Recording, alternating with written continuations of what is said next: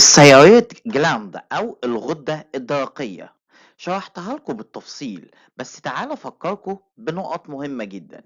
لو جينا بصينا على الوصف التشريحي للثيرويد جلاند هنلاقيها بتتكون من خليتين. الخلية الأولى بتسمى فوليكولار سيل، والخلية التانية بتسمى بارا فوليكولار سيل. فركز معايا. الفوليكولار سيل بتنتج لينا الثيرويد هرمون زي التي 3 والتي 4، والبارا فوليكولار سيل هتنتج لينا هرمون مهم جدا وهو الكالسيتونين. حلو. الكالسيتونين اول حرف منه سي، يبقى احنا كده هنسمي الخلية اللي بتنتجه بالسي سيل. يبقى البارا فوليكولار سيل هي السي سيل، بتنتج لينا الكالسيتونين. حلو الكلام جدا. قالك الكالسيتونين ده بيبتايد هرمون بيتكون من 32 امينو اسيد. طب ايه وظيفته؟ قالك هو بيشتغل عكس البارا ثايرويد هرمون. طب البارا ثايرويد هرمون بيعمل ايه؟ قالك بيزود نسبة الكالسيوم في الجسم. يبقى الكالسيتونين هيعمل ايه؟ قالك هيقلل نسبة الكالسيوم في الجسم. حلو الكلام جدا. احنا بدأنا نستخدم الكالسيتونين as tumor marker كواحد من دلالات الأورام. هتعرف ازاي في حلقة النهاردة. فحضر كشكولك وقلمك وكوباية القهوة بتاعتك، وقبل ما تتفرج على حلقة النهاردة اتفرج على حلقة الباراثايرويد هرمون عشان تفهم الموضوع بالتفصيل. يلا بينا ندخل في حلقة النهاردة. بس قبل أي حاجة، لو أنت أول مرة تشوفني ما تنساش تعمل لايك للفيديو، شير للقناة وسبسكرايب عشان يوصلك كل جديد. معاكم كابتن أناليسيس. صل على النبي ويلا بينا ندخل في حلقة النهاردة.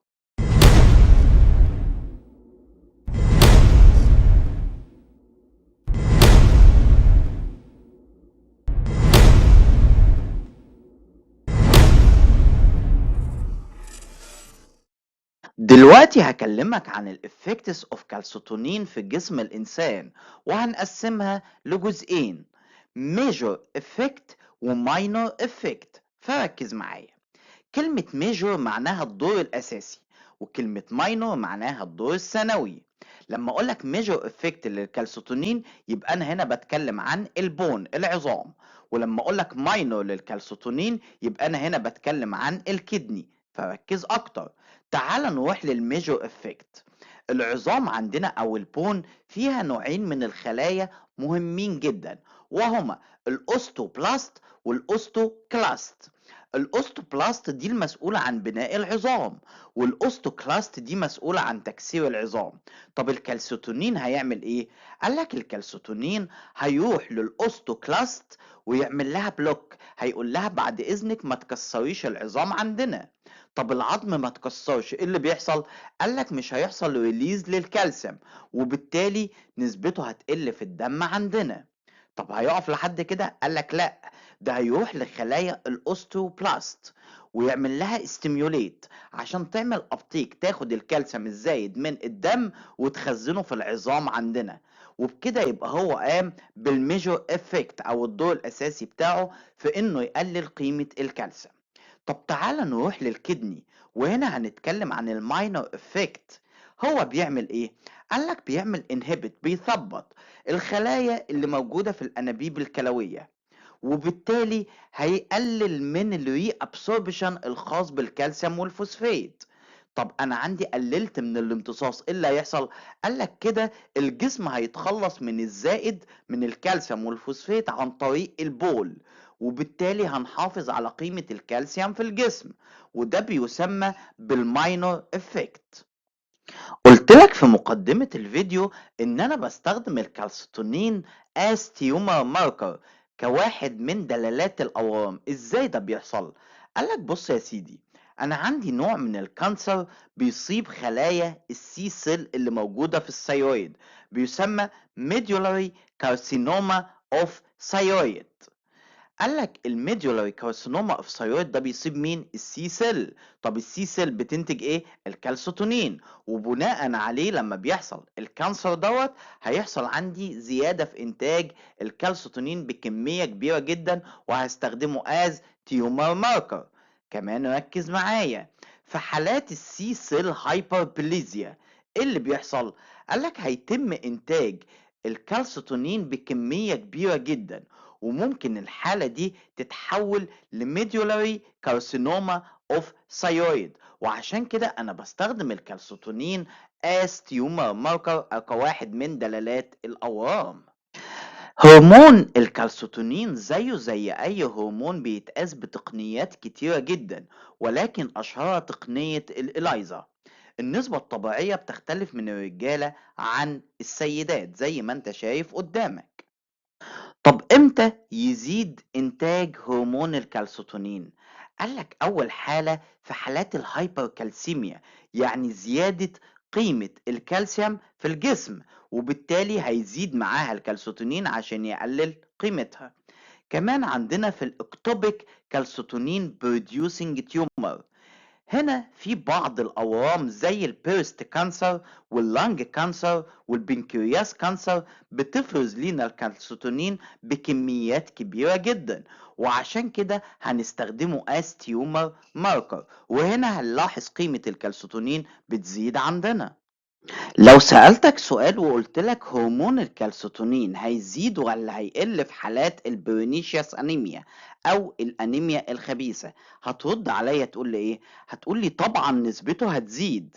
بس تعال افصل لك الموضوع بكل بساطة. البرينيشياس انيميا او الانيميا الخبيثة ده نوع من الانيميات بيحصل نتيجة لفيتامين بي 12 ديفيشنسي وكمان الفوليك اسيد ديفيشنسي. طيب ايه اللي هيحصل عندي؟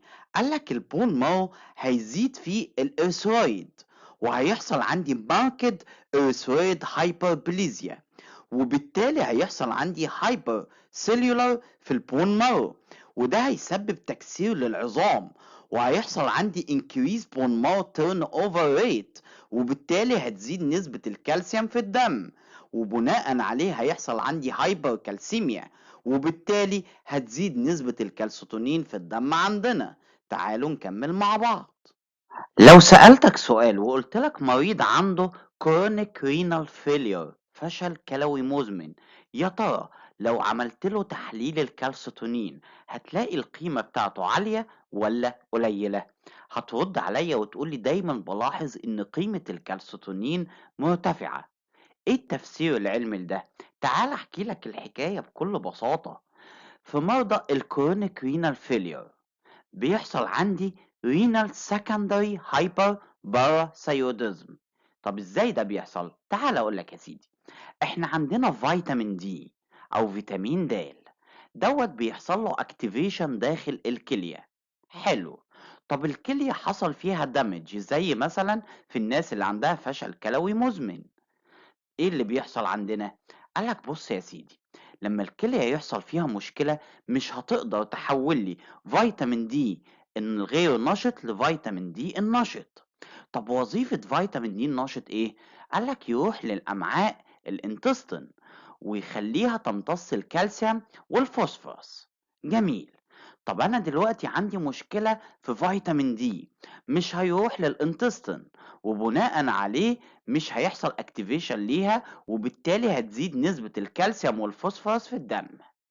طب زاد نسبة الكالسيوم عندي، بناء عليه هيزيد عندي الباراثايرويد هرمون، وكده يحصل عندي secondary hyperparathyroidism. طيب لما يحصل عندي secondary hyperparathyroidism هيزيد الكالسيوم هنا، وبناء عليه الجسم هيحتاج يقلل قيمة الكالسيوم، فهيزود من إنتاج هرمون الكالسيتونين عشان يقلل من قيمة الكالسيوم. وبناء على كل اللي أنا قلته لك ده، في حالات الكرونيك رينال فيلير أو في حالات الرينال secondary hyperparathyroidism هتزيد قيمة هرمون الكالسيتونين. لو سألتك سؤال تاني وقلت لك يا ترى هرمون الكالسيتونين هتزيد نسبته ولا هتقل في حالات الحمل والرضاعة؟ هترد عليا وتقولي بكل بساطة إن هرمون الكالسيتونين هيزيد في حالات الحمل والرضاعة. بس يا ترى ليه؟ قالك ده نعمة من ربنا سبحانه وتعالى على الواحدة الست اللي بتحامل أو بترضع، لأن ده شكل من أشكال البروتكشن للحفاظ على الكالسيوم من إن يحصل له لوس فقدان. وبناء عليه الكالسيتونين هيرسب الكالسيوم في البون وهيحافظ عليه من إني أفقده بواسطة الكلية. دي كانت حلقة النهاردة في هرمون الكالسيتونين. لازم تتفرج عليها مرة واتنين وتلاتة، وكمان تتفرج على حلقة الباراثايرويد هرمون عشان تفهم الموضوع بكل بساطة. أتمنى الحلقة تكون مفيدة، ولو شايف اللي احنا بنتعب في المحتوى بتاعنا ما تبخلش علينا بتعليق كويس تحت الفيديو، وما تنساش تعمل لايك للفيديو، شير للقناة وسبسكرايب عشان يوصل لك كل جديد. كان معاكم كابتن أناليسيس.